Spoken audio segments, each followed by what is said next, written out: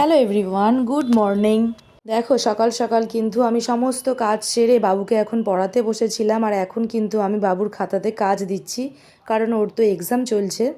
আর বাবু কিন্তু এখন আমার সামনে নেই, ও কিন্তু উঠে চলে গেছে।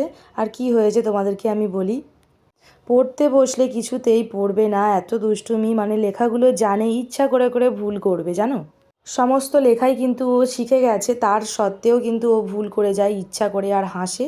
তো সেগুলো দেখে আমি এত কেঁদে ফেলেছি কি বলবো। মনে মনে এত রাগ হচ্ছিল, রাগের চোটে আমি পুরো কেঁদে ফেলেছিলাম। কিছুতেই কথা শুনবে না, খালি বলবে আমি খেলতে যাব। কিন্তু খেলতে তো যাবে, কিন্তু পড়াশোনাটা করে তারপরে তো খেলতে যাবে। মানে যেগুলো জানা জিনিস সেগুলোকে ভুল করে দেয়। তো বকাঝকা করে অনেকটা প্র্যাকটিস করিয়েছি আমি, তো এখন আমি বললাম যে বাইরে যাও।